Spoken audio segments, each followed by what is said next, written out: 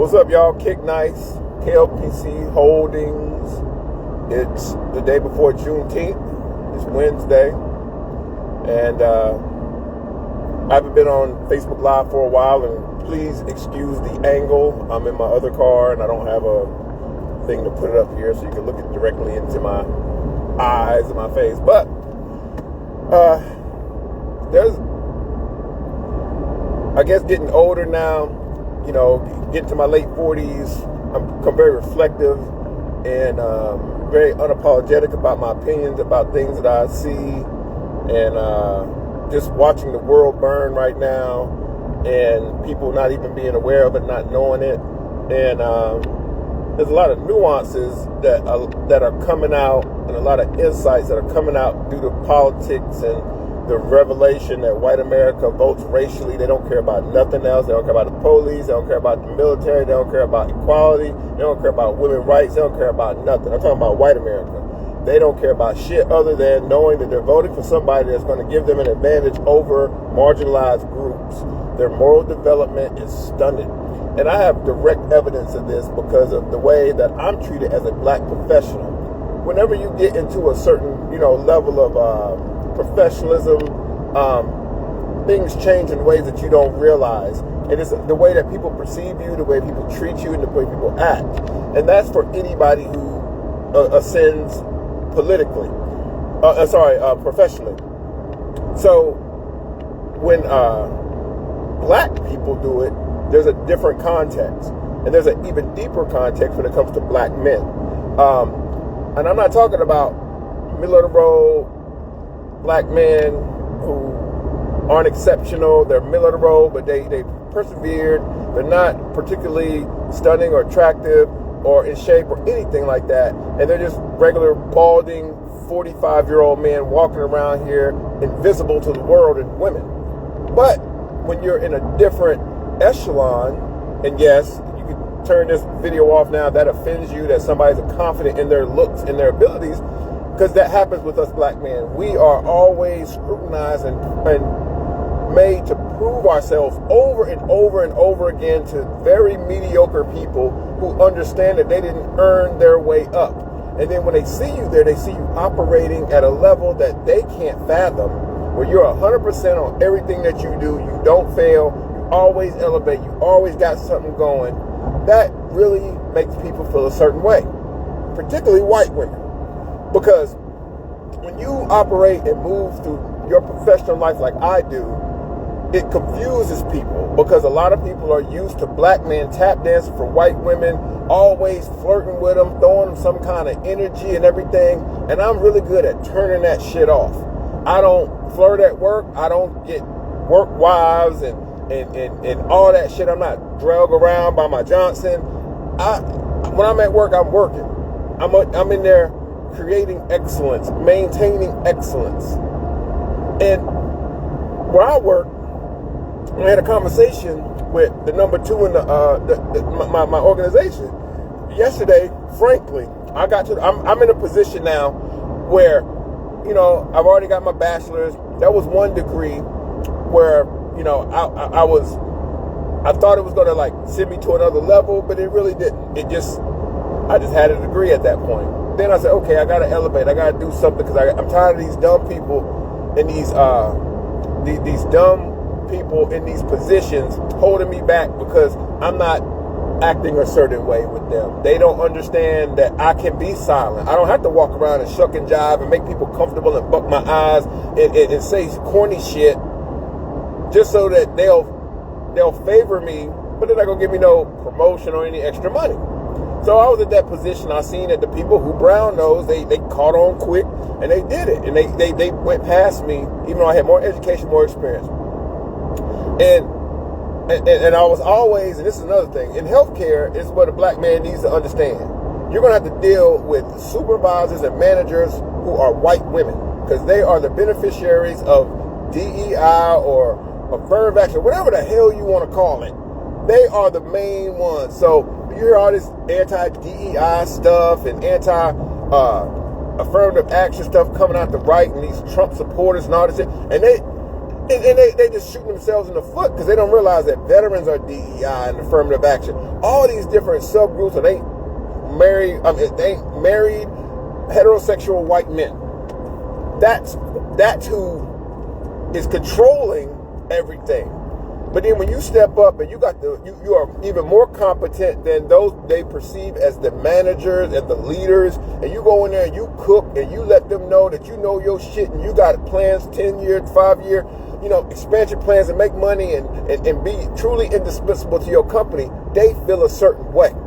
Because I'm going to put it this way, and I'm going to say it, and I don't care who like it. White women go to a job for excitement, not because they need to, they got to. It's either some self-esteem issue or some BS like that. And they go there and you can tell because they wear heels. They try to dress as nice as they can. They got these subtle flirtation techniques. And I'm a stone wall when it comes to that shit. You know what I'm saying? Like when I'm at work, I don't flirt. I don't make no eyes with people. I don't treat nobody with differently where I give a certain person more attention. And I'm very cognizant of other women's perception of black men in the workplace. Black women gonna look and say, look, is he flirting with that white girl? Is this and that? And you gotta be cognizant of that, especially if you want to keep some kind of rapport, especially in these times, especially if you talk about pro-blackness and political shit. They gonna want you to live that shit out. And I do. You know what I'm saying? And I focus my energy in other places. I'm not gonna be that dude that's there flirting with women and not being in their drama and letting people bring me in the shit. Because there's a lot of men, most men go to work and they got their fucking nose open looking for who gon' at least show them some attention. Because most of these married, middle-aged white men are freaking miserable. They are miserable. They don't want to be home. They feel like their marriage is a burden. All that shit. And once they realize that I don't come to work for attention, and I come to work to make my career better, to lend to my future and to my legacy, they start hating. They start reacting. I had a conversation yesterday with somebody, like I said, my number 2, and I told him, I'm like, look, I got this right here. I'm putting everything that I'm proposing to y'all through the filter of my doctorate program, and it's gonna work. Have I not proved myself? Why can't you give my protege her damn promotion and her pay bump? I ain't asking for nothing. I'm doing it for her to develop her professionally, because I know if she elevates, I elevate. You know what I'm saying? And y'all will see my competence. But I got somebody that's above him. That's a white lady that I done had these long conversations where she know I know exactly what I'm talking about in every area, but she refuses to put the gas on what I'm doing, which will plug the holes in the budget that's coming because of the Trump administration. And I was predicting this shit months and months out, and she was acting like, oh, well, I can't, because it's a natural mistrust people have of black intelligence. And then when I would do it over and over and over and say different things, and every morning, do you know this? Do you know that? Have you read this book? Have you heard what this person said? Have you seen what that person did? Don't nobody know nothing.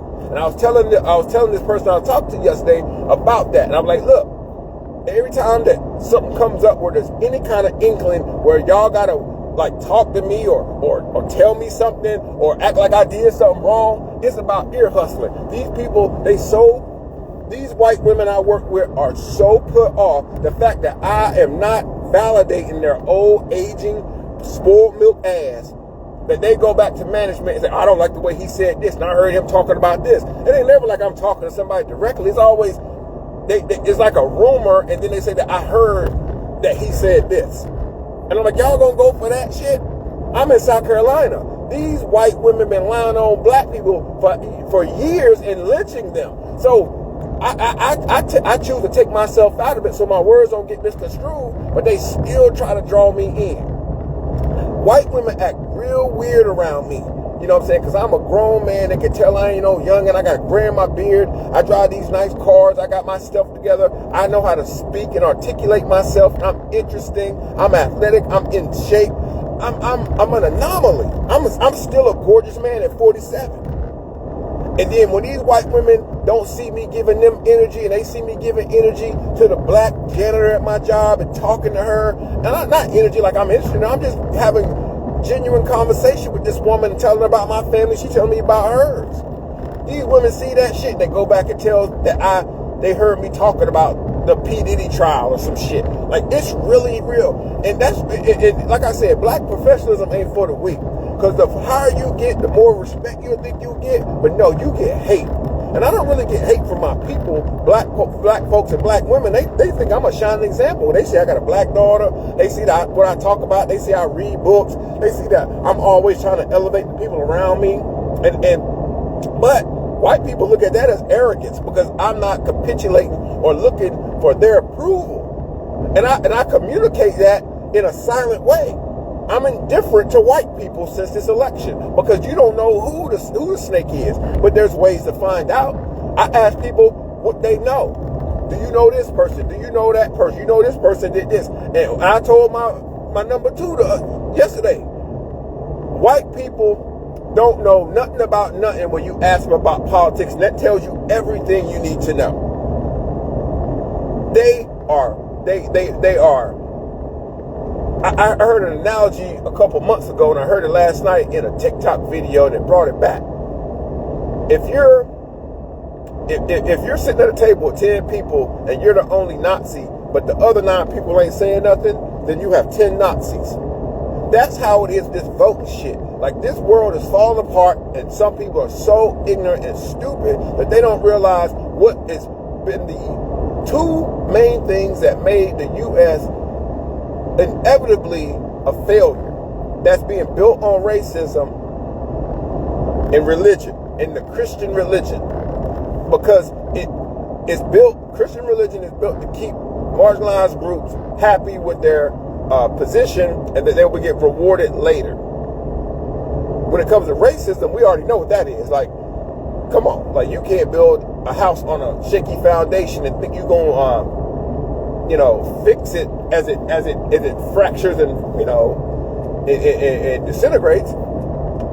So I had to tell them, like, yo, tell these people to leave me alone. Quit emailing me dumb questions after I done gave y'all presentations about how to read reports and basic science when it comes to immunoassay and urinalysis and things like that. And these people still, they see I don't engage with them. I don't go to their Easter egg hunts. I don't go to their Christmas celebrations. I don't even really go to all staff meetings. I just watch it remote because I don't want to be in there forced relationships with these fake ass people who I know what they think about me. They know it's written on my chest. I voted for Kamala. I'm about black folks. I see that they need people like me. And they, for some reason, feel like since I'm smarter than them, which I prove in leadership council courses and all this shit right in front of their faces, and with my 100% precision studies rate and all that shit, I perform. If there was anything over an A+, I would have that in my professional life. But I'm held back by mediocre, spoiled milk Neanderthals who think that they're offended because I'm not at work flirting with married women and trying to creep and all this other shit. I'm their fantasy because I'm untouchable. Most white women even the ugly ones, ain't never experienced that from a black man. Where I'm not interested in nothing about you other than what you can offer me professionally. I don't want to flirt with you. I don't want to talk to you. I don't want you to come in my office and get in my way when I'm really mixing chemicals and shit, and you shouldn't even be in there. And then when you have different people that you can't handle because they don't like their test results, you send them to me instead of doing your job and being the person who explain it to them and holding that line, because you ain't built for this substance abuse opiate recovery shit. You're virtue signaling like most white people do. They virtue signal and go and do something totally opposite. Now, when I come into contact with white women, they don't understand. They don't like the fact that I'm curt with them. When they say something stupid, I call it out. And then if they talking too much, I just cut them off. Just shut up. Like, I don't say shut up, but I'm just, or if I'm talking, they interrupt the conversation. I've had this happen in the last couple weeks. I'm talking to somebody else, they just come in like, fuck your conversation. Here it is. What I need is more important. Then I go to their supervisors, who are white women, and then they berate me. Then I'm in counseling meetings where I'm cooking, letting people know about influence and mentorship, because that's my doctorate. And then I got other people, other white women telling me that I shouldn't exert influence over my employees and I should be cognizant of the influence I have. Yeah, of course, that's what a good leader does. And I talked to my number 2 about that shit yesterday. And he couldn't believe it, because then I realized that these people, when shit like that happens, they don't report this shit. They don't say nothing about it. I had to go behind them to make sure it was reported properly, that I was disrespected by a subordinate in front of a patient. And I get all this shit that I hear people saying this and that, and telling me that I can't assess somebody's mental state because my degree isn't in that. And I told my number 2, I read all the books that they read for their fucking their master's or their bachelor's degree in this counseling shit, which isn't hard to get into. And I have a list of books about psychology and treatment from authors and people that they don't know anything about. I read more books than all of them. I'm at work reading 4 books at a time. They see it. I'm doing drawings and writing dissertation notes and shit like that. But it's been, as soon as they saw my potential, and it happens everywhere I work, I laid this out to my number 2 yesterday. When they see my potential, they get scared and they want to penetrate it.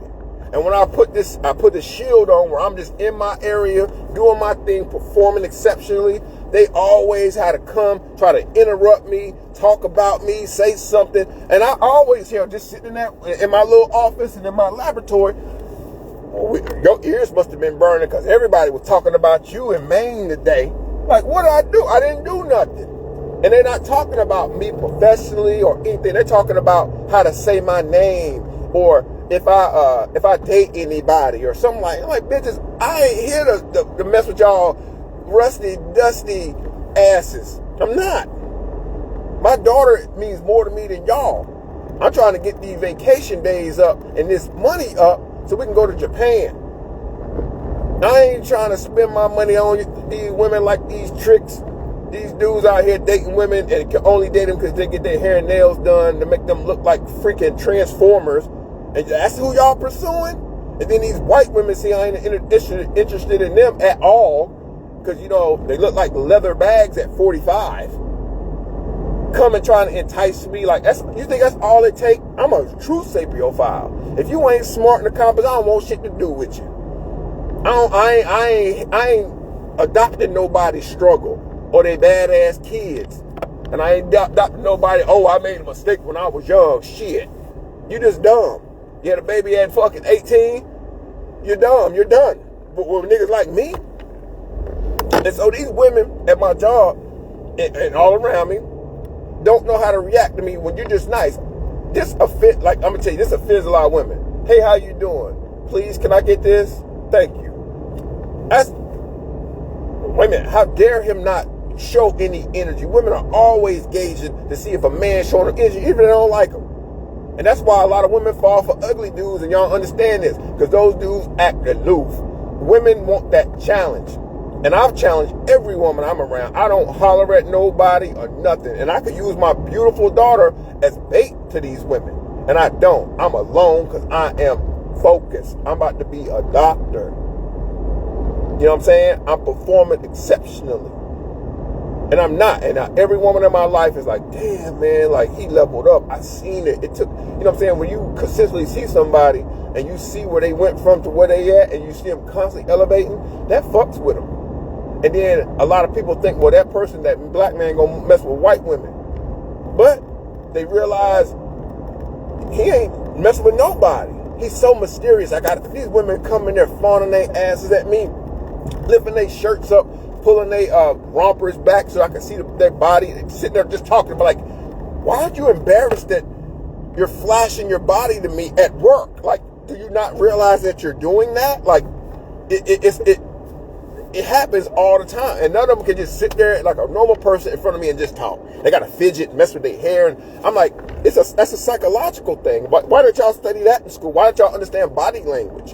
And I had to tell the people who are getting this filtered version of these stories, you know, the people in my executive branch of my organization, all this stuff is them trying to pull me into their drama.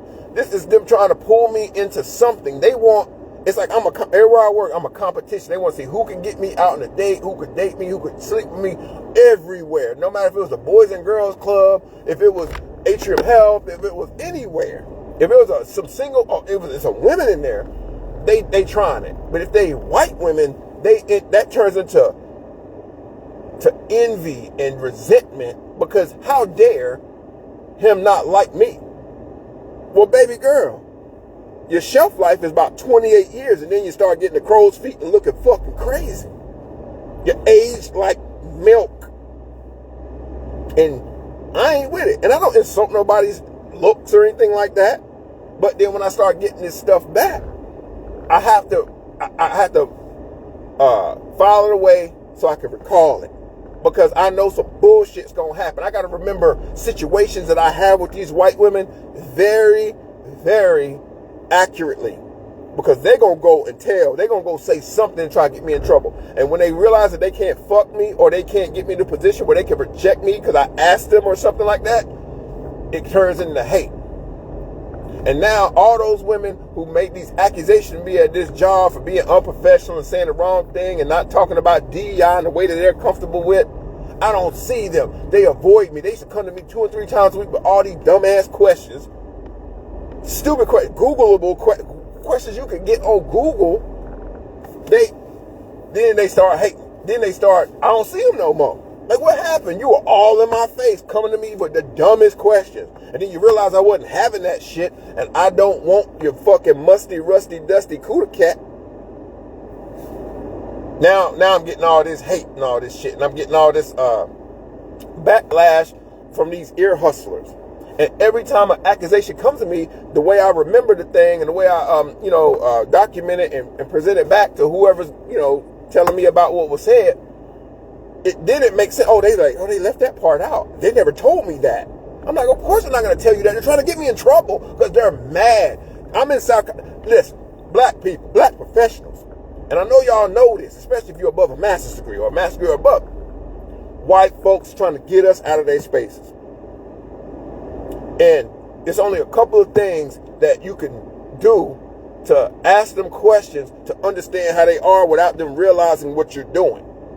Ask them about current events. Don't ask them and say the word Trump. Don't go and say MAGA. Don't say Republicans. Say, did you hear about Iran, Israel bombing Iran this morning? They don't know where to go with that. They hear Israel, so they, I'm up on that because I love, these motherfuckers don't love Israel. They don't love Israel, they don't love Jesus, they don't love no shit. They love their egos. They love that they have positions of power that they did not earn. And I'm in there showing them how to earn. I built a laboratory. I established a CLIA license for a laboratory. Then I went to fucking school for it. Then they put me in a leadership council and I cooked them with that. Dispel all they rumors they got about these saints that they think that they know about like Mother Teresa and shit. Fuck Mother Teresa. That bitch wasn't shit. Just because you an ugly little girl who nobody wanted to sleep with, now you want to go to a convent, and then the right Republicans use you, and Ronald Reagan uses you for their anti-choice rhetoric. And then all this money that comes in from these racist, weirdo white people who think that it's some kind of gold star for people to die and suffer, but pray and not get pain meds. And that's what Mother Teresa of Calcutta did. And the money that she brought up or that she raised went into building convents all around Europe, not the poor places like India where she was. She liked the India because it was a fucking photo op. And then all that money that these white folks from the Heritage Foundation and everything, they send to all this lady because she's standing there with Ronald Reagan.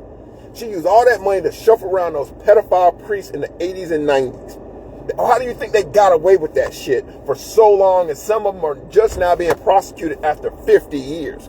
Because they were hidden by the Catholic Church And Mother Teresa was the biggest fundraiser for that. And her money went there. It didn't go to preventing preventable diseases. It didn't go to medications for these poor people. It didn't go for just dropping condoms in a place where if you did that, the population was over 1 billion. Why not try some contraceptive and family planning? Because we know that family planning is one of the biggest ways to generational wealth and to getting yourself out of poverty, is women controlling their birth rates. But no, y'all think that, oh, well, she said something about Jesus, so we love her. Y'all don't know nothing about that fucking bitch. And I had to tell them that shit in a leadership council, because we picked the same people, but we came from different perspectives about their leadership. She had terrible leadership. She wasn't a fucking leader. She was a vehicle for white people to subjugate brown people in a way that didn't look malicious. That's what all that religion shit is about. So, another white woman, that didn't deserve a position, but was elevated because other people had an agenda with her message. Now, really, on the way in, I always go to Starbucks, and this is what really sparked this. I thought about this. Something happened, and I'm realizing. Because I need evidence before I make an accusation. Now, I go to Starbucks all the time, and there's always these pretty black girls there. You know what I'm saying?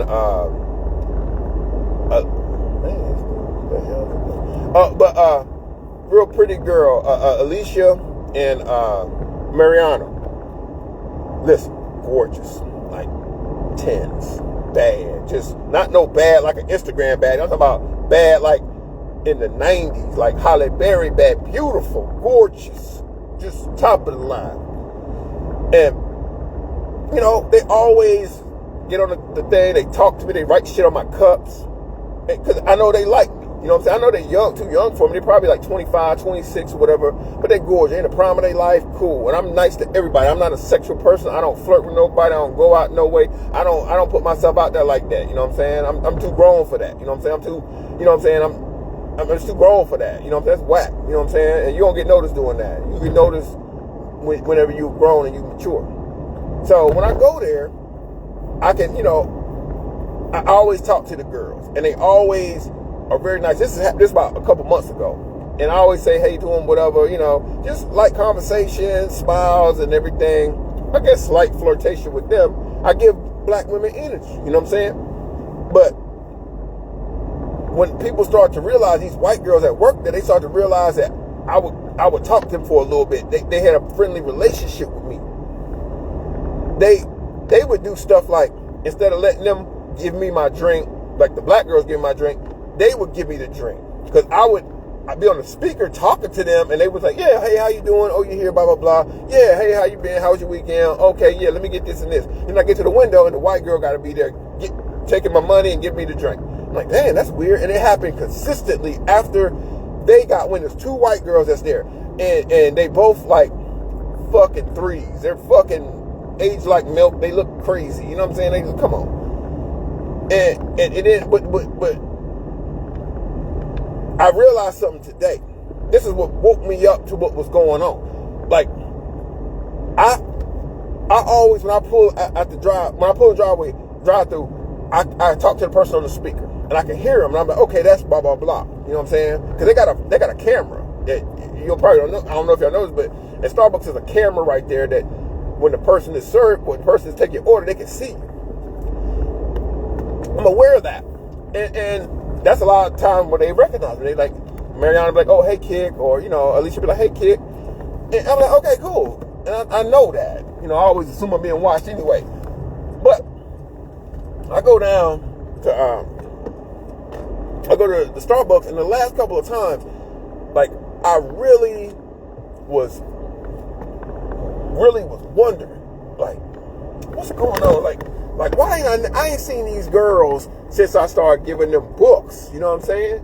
Like, I gave them copies of my books and my book card. I'm like, yo, just, here you go. I would like for you to read this, subscribe to my page or whatever. Or, follow me on TikTok. And it's not even a flirtatious thing. Cause like, I'm 47, these girls about 25, and plus I ain't, I ain't interested in dating nobody right now. You know what I'm saying? I got bigger and better things. I ain't like these dudes that would throw everything away for a piece of ass, but they ain't got shit going on. Their finances ain't right. None of that shit ain't right. So, let me clock in real quick, y'all. I'm back. Let me shore this up real quick. So, I went to the Starbucks, and you see the camera or whatever. I see the camera. I heard the girl in the front. I was like, oh, that's Alicia. She's like, oh, hey, how you doing? Blah, blah, blah. You know what I'm saying? And then I told them what I wanted, and they know what I want. I get the same thing almost every morning. You know what I'm saying? I'm probably the only one that eat the ham and Swiss on baguette, and not get any coffee. I get the refreshers or whatever. You know what I'm saying? I'll be getting this right here. I love this shit. So I go and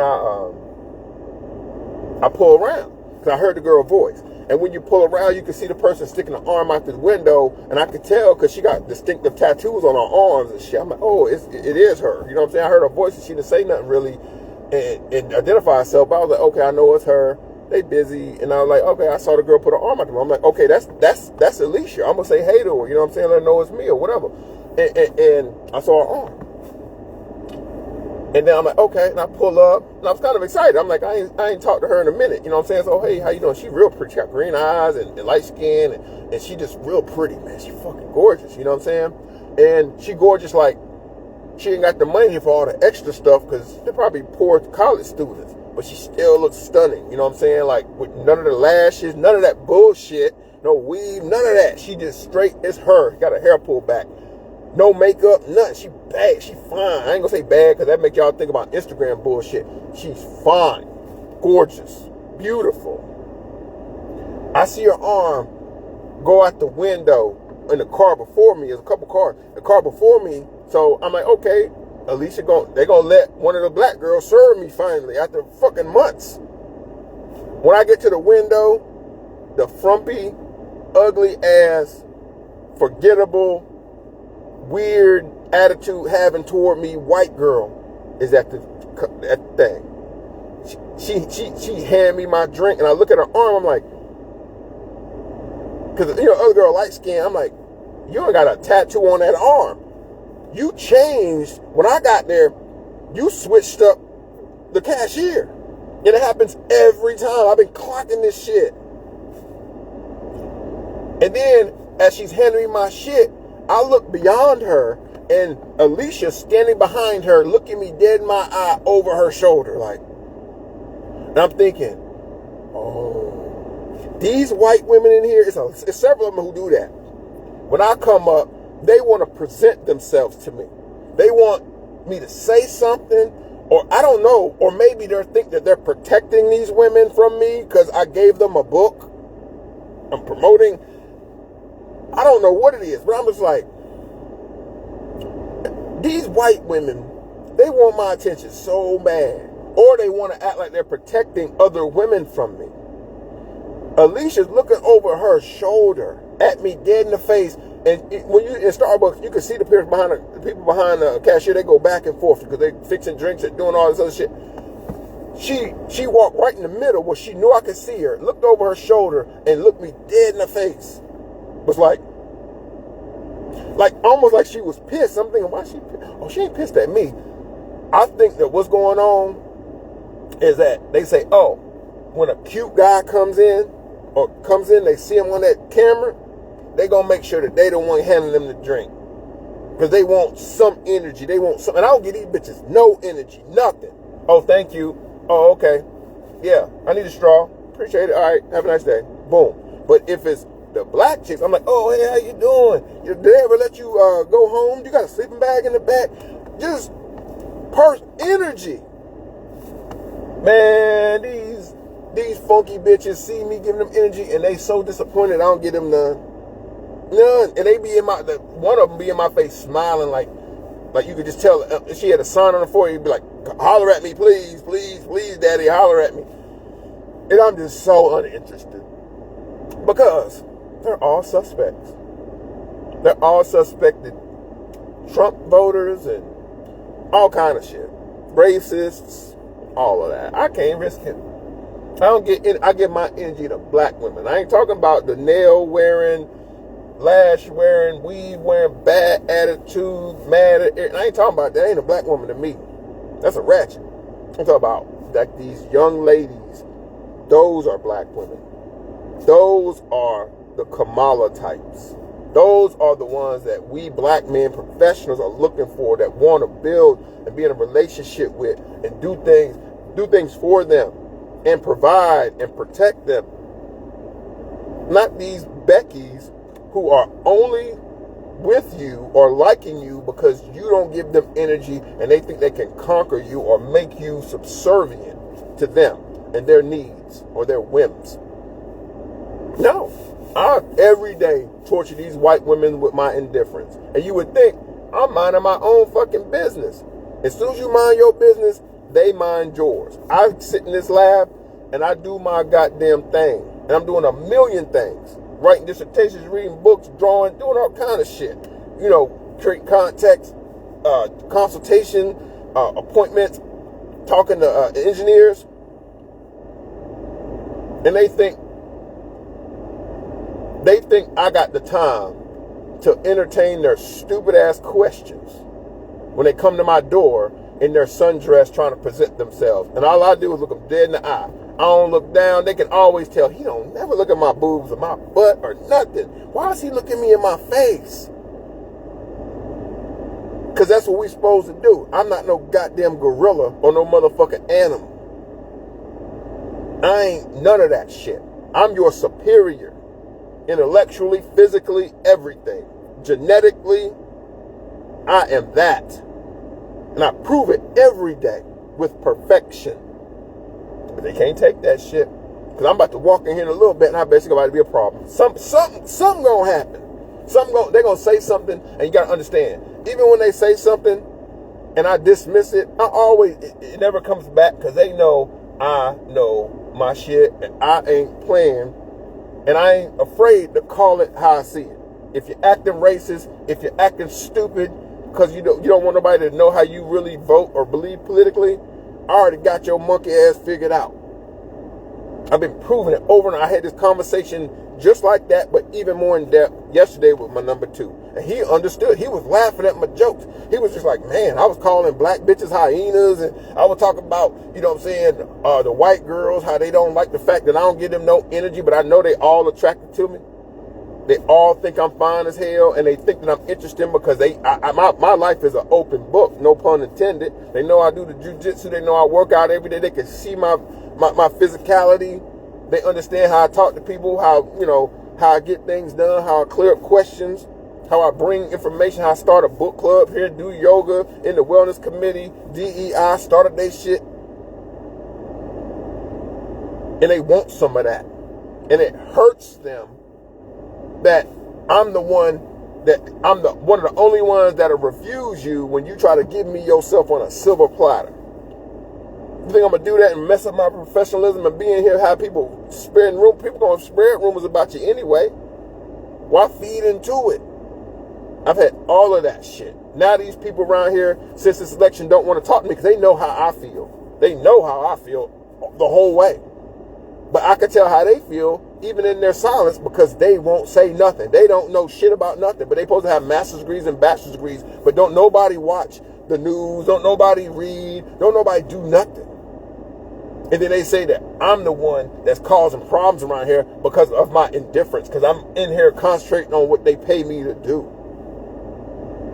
I'm telling y'all, man, y'all better pay attention to this politics shit. Politics matter. And I'm in South Carolina. You know what I'm saying? Surrounded by rednecks, surrounded by Trump supporters. They don't never make themselves known. They don't never say nothing to me. Because they know I look like I'll whoop your ass. Play that bullshit with me. I ain't no black woman. You see all these videos, the only thing they do is pick on black women. And if they got two or more, that's the only time they mess around with black people where they got them,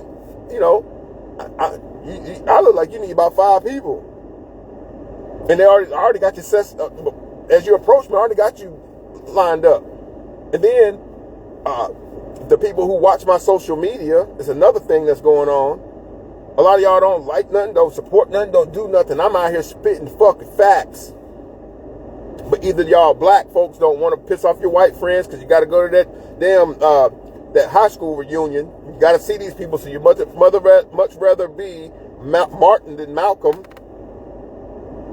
And you don't fucking engage in my content, even though I'm out here spitting facts, doing great shit, showing people how to be in shape at 47, doing their thing, motivating, telling them what they need to do to get their money right, to get whatever right. But that's hate. And that's why I left the South for so long, and I reluctantly came back here because of my family. I reluctantly came back to this cesspool of racism and bootlicking niggas. And I come out here, that's why I look so different. I stand out, because I ain't them. I ain't scared of nothing. You can't take nothing from me. Not even my job can take something from me. Because as soon as you get rid of me here, for me being truthful, you lose your whole investment. You lose your little $200,000 investment. And then I'm still going to go with my plan, and then y'all just would be without a lab, and I'm over here with the SBA in my own lab, with my own business plan, getting all the money instead of having you siphon it to me. You got to make yourself indispensable, black people. Don't be part of these biscuit heads telling your kids not to go to college. Don't be one telling kids not to go to the military. Give them every ample opportunity to go to these places to get the training they need so they don't have to listen and kiss white people's asses. They don't give a fuck. They voted for this bullshit. They would much rather sleep on the street than have a black woman give them something, or a black man. They didn't want free health care. They didn't want $25,000 for your first home. They didn't want social services for people who need help. They don't even want veteran services for people who fought for this supposed fake freedom they think that they have. I'll stop short of saying that they're full of shit, but y'all know. Y'all know. The veil is off now. And guess what? You kissing their ass ain't gonna make your situation worse. What you have to do is be yourself for the first time in your life, 100%. You don't understand the liberation and the feeling that gives you when you really don't have to depend on them. I mean, you can go all deep and be like, well, they control Duke power, so you won't have power, or they control your mortgage. I'm talking about livelihood.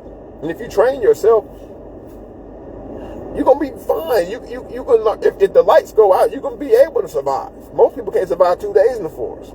They wouldn't know what to do. They'd be eating.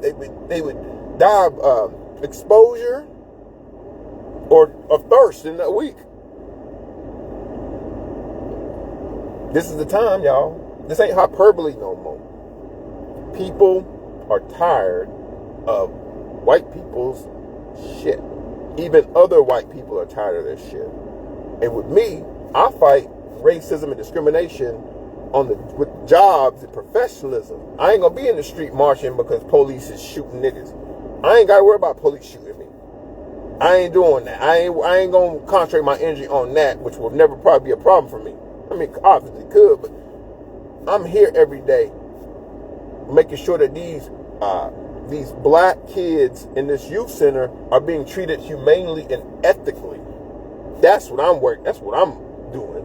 I'm out here making sure that folks aren't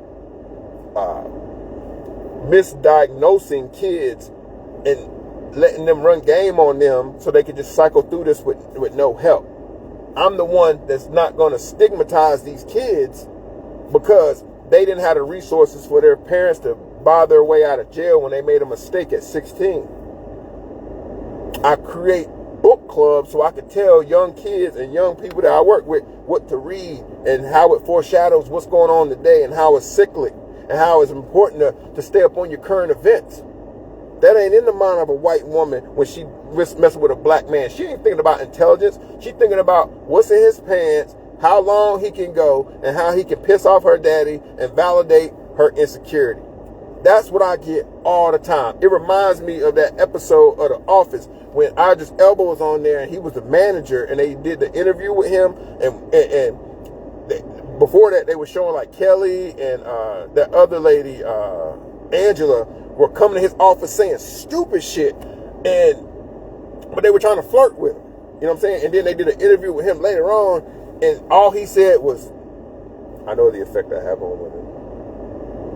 And that was it. And I was like, I always remembered that. And now I'm in this situation. I'm like, yeah, they do act strange like that. When women see an attractive, powerful man coming someplace, they try to be as coy as possible to see if we're going to holler. When we don't, it forces them into action. They can't resist it. They have to try to validate themselves because they're so insecure about themselves. And they want you to validate them. And I don't. And it tortures them. And it turns into, subtle flirtations, into major flirtations. Then it turns into to distance and aloofness. And then it turns into accusations. Because most of these black men that were lynched because of the accusation of a white woman came because that black man rejected them because they understood if they got caught, they would hang. So they said, oh, this man ain't going to take a risk of his life for me, the white woman? I'm going to say he raped me. Or they just sleep with the motherfucker, then they get caught, then they call rape. That is still prevalent in the psyche of a white woman when it comes to a black man. If they can't conquer you, reject you, they try to destroy you. And I'm going through this actively. And I see that in the eyes of white women when I even speak to them. They say, man, they can tell there's no flirtation, no kind of energy in my voice. It's just straight drone, robotic. Let me get what I need to get done. Like with me and my emails. When y'all email all this bullshit back and forth, and I'm in the thread, I don't congratulate somebody on working an extra night and inpatient. I don't give a fuck. I'm going to spend my time. I got shit to do. I'm not going to spend my time validating these virtue signaling white women who are doing the media. And I told my number 2 yesterday. I said, I'm in here at 100%. Everything I do in here is 100. And I give myself a 95% because I had to write a clear manual. But those people that's criticizing me, going behind my back, all these counselors and all this other shit, they got a terrible success rate. They below 50%. That's just the nature of the business. So why the hell they questioning me and my professionalism and what I can do and my abilities?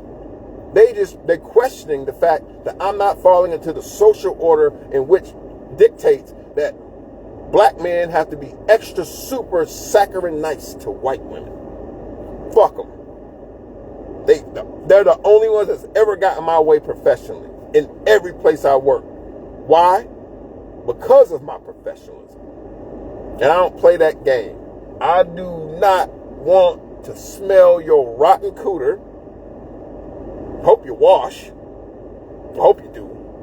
We brought that to you. The Moors, Timbuktu, alcohol, all that shit Dr. Clark talks about. I do not want you.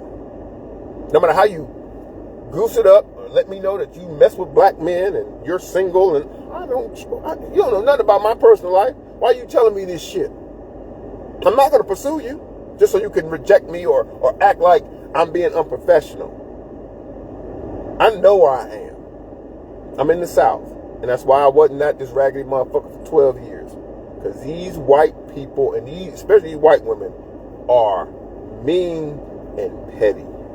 And I've structured myself so I will surpass them with my growth and not have to deal with them. Because what I do, you can't take away from me. I can get all the nice cars and nice homes. That can be taken away from me. But you can't take away my education and my degrees. You can't take away my right. You can't take away my human right. My strength as a black man. You can't take away that shit. You can't take away my daughter and her accomplishments. You might be able to take away this job, but you won't take away my experience,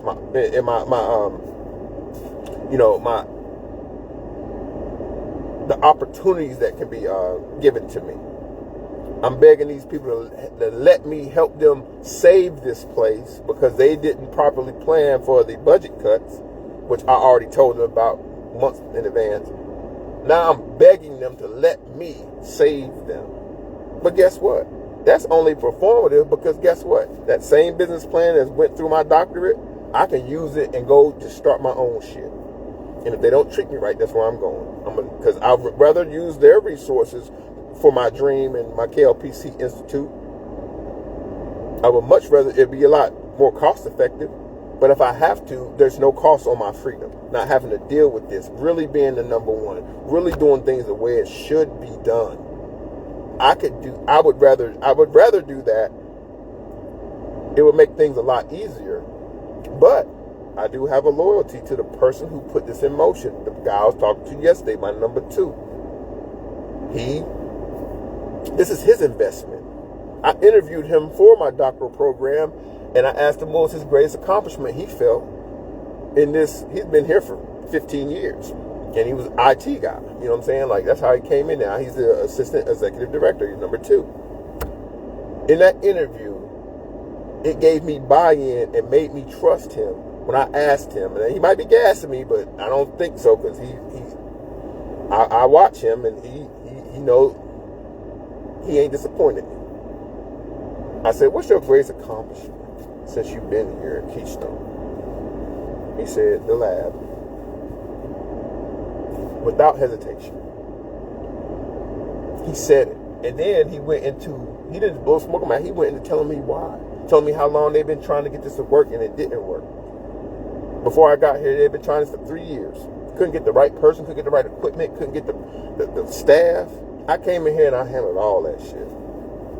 Started my lab. Then I said, okay, clear, which is, licensing. That's the hardest part. Went through there, did it, and then it ain't like you do something and then they come in and say, oh, you did it. They let you operate for 2 years, and they come and see how you operate it, then you get a grade. Still got a 95. Only thing I didn't do, I had a procedure manual written on a whiteboard, and they needed it in a document. That's the only thing they dinged me for. And that's never having done it before. I went through the clear regulations, and I made sure I hit every single one. Humidifiers, everything. You know what I'm saying? Expiration date, inventory logs, temperature, maintenance logs. I do my own maintenance it's crazy. But I got these people in here who don't know everything I do every day, trying to get me up out of here. Because I make them feel uncomfortable. Because I walk around and I don't shuck and jive and buck my eyes and tell jokes and juggle watermelons. I come in here and I act like what I am. I'm a scientist. And we don't come to work to be friendly and to listen to people's opinions about things or talk to patients who are trying to gaslight us out of the fact that they're on 6 illicit drugs at one time and they're about to go to prison. You have to be that way. You can't go in here telling people how much you love Jesus and how much everybody's redeemable. No, you need to be hard like, look, it said you got fucking fentanyl in your system. Work that shit out. Get that, follow your treatment plan. Instead, when the black ones who they feel like are super aggressive start, asking about their results, they want to send them to me. No, you're supposed to sit down with them motherfuckers and talk to them. You're supposed to sit down with them motherfuckers and make sure that they understand what I told you. Don't send them to me because you think I can handle black people better. I'm going to be even colder. I'm going to just tell them to get out of my face and I ain't got the time. Talk to your counselor. And then they going to get mad. But no, they don't understand how they microaggression, how they little things that they do are indicative of racism. You signed up for this shit. You thought you was going to be hanging out with teenagers who are all nice and come from these great homes and everything, but they just made a mistake. No, you're going to deal with the people who go to jail and ADC and the different, detention facilities and juvenile hall and all that bullshit, who really don't give a fuck and will punch you in your fucking face. That's who we crash outs, meth addicts. I know I can handle all of them, but that ain't what they pay me for. I'm a scientist. And how dare you think that I'm the one who's going to be your physical retribution because I'm a black guy who works out and does martial arts. No, white bitch. This ain't flowers and shit. And they look at me and they probably admire me because, oh, look, he got to handle himself. He's such a, because ain't no real men here. I'm going to just tell you. Ain't no man in this whole organization that could last a 2-minute round in any sport. They all old as fuck. They all ain't never been shit their whole life. They all look like their age or worse. But they want me to be up in here and exude some kind of strength.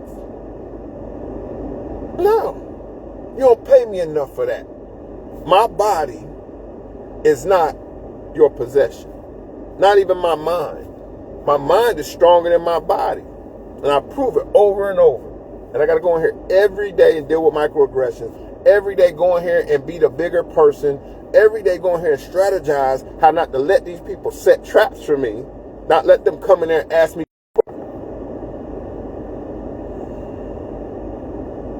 Alright, sorry about that. That was a some kind of call. I'll talk to them later. But, well, I guess I'll close with this. I'm not going to let them put me in a position that I have to step out of my scope of practice. My scope of practice is scientific analysis. That's what I do. That's what my degrees are. That's what my experience is in. I know human bodily functions and the byproducts of that and how to test it for certain anomalies, drugs, whatever. You know what I'm saying? I know how to do that in multiple ways. So I'm not going to let you dictate what my role here is. I already do 4 roles here. I'm the director, the manager, the supervisor, and a technical consultant. I only get paid for 1. I'm already being overworked. You think I'm going to take on the mental burden of protecting these Trump-supporting white folks here? Hell no. I done told y'all what y'all needed to do. And y'all hired Otis. Old security guard, white man, redneck with a gun smelling like an ashtray to sit in front of my door, acting like he's protecting us from these teenagers. I told my number 2, I feel like y'all got him here for me. Because y'all know how to handle me. But let me tell you something. He ain't shit. I fight grown men all the time. And he is not a threat. That gun is more danger to him than it is to anybody else. Because I see where he has the gun at to draw from. And and if 2 people accost him, all they gotta do is just hold his arms and he can't pull. He don't understand how vulnerable he is and how I'm actually watching his back. Because I've been there. I done been to a person wanding people down who are hostile. I was in Kuwait doing that shit. And when you hear the beep, beep, beep, it's too late. So they need a better protocol, but they didn't want to ask me for advice, even though I'm a military vet, actively, trained martial arts. I'm actually actively working. I do P90X at 47 and I do it like, I don't cut it down. I do it. But in certain ways, they want to look at you as a brute and a protector. In other ways, they don't. And with me, I'm just at this point where I'm just seeing all the bullshit white people are, how fucking full of shit white people are, most of them. How they're so scared of every fucking thing. But they ain't scared anymore of the crazy black people, the YNs and the shooters and gangbangers. They scared of people like me.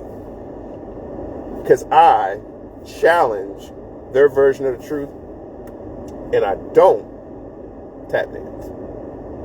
And then when you let everybody know who you are, you're unapologetically yourself, people start setting traps for you. But guess what?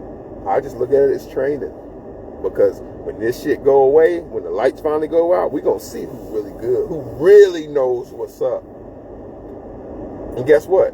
Communication gonna be cut off. Y'all ain't gonna be able to hit me up. Oh, Kick, I remember you talking about this. How do I make water out of potable water out of rainwater? How do I know what to eat? What can I kill? And what can I do? How do I shelter in place? You won't be able to access all the stuff I've been dropping y'all for years. Y'all think it's good. Because I know a lot of y'all people who actually been on Section 8 your whole life, when this shit started popping off with the federal stuff, y'all don't know what to do.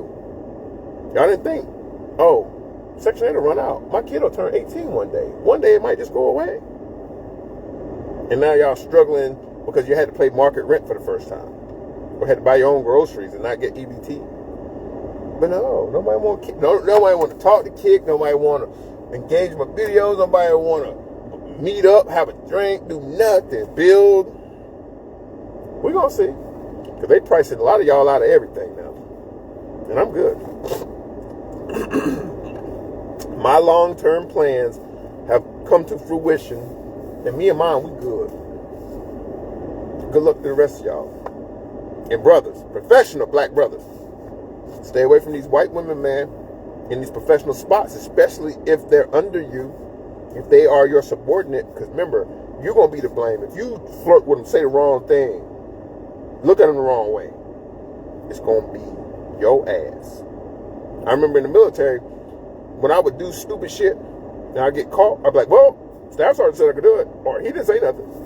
I would be scot-free. But then when I made Staff Sergeant, I was like, now I can't do that anymore. I have to watch out for people trying to set traps for me to get me in trouble so they won't get in trouble. That's what they do. That's what they do.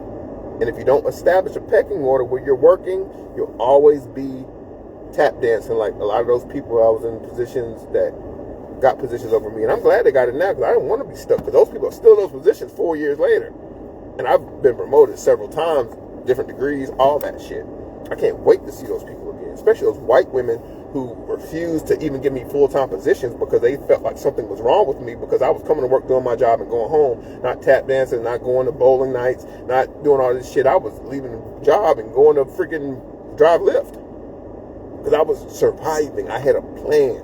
And now I don't have to do none of that because I didn't let people sidetrack me. And a lot of you brothers out here that claim y'all think y'all need to be in a relationship all the time and whatever, y'all are just fucking bums. I can't stand a motherfucker who always got to have a wife, or I can see your fucking wife and I know you don't like that bitch. That bitch got stubble and she 300 pounds and she looking fucking crazy. But you claim that you love her. Shit, you're a bum. You couldn't survive without her. You need somebody to wash your clothes, iron your clothes, cook your food, help you with the rent, help you with the gas bill, help you with everything. But them niggas always in relationships because women need them. But dudes like me, black professionals like me, we alone when we get to a certain point because y'all insecurities won't allow y'all to be with a man that y'all can't help, that has options. That's why a lot of men date white women. Because white women don't have that thing in them sometimes. They feel like they gotta take care of some nigga. But you see a bunch of sisters, some hyenas with these broke ass, bum ass niggas that they claim they love because it's like a child.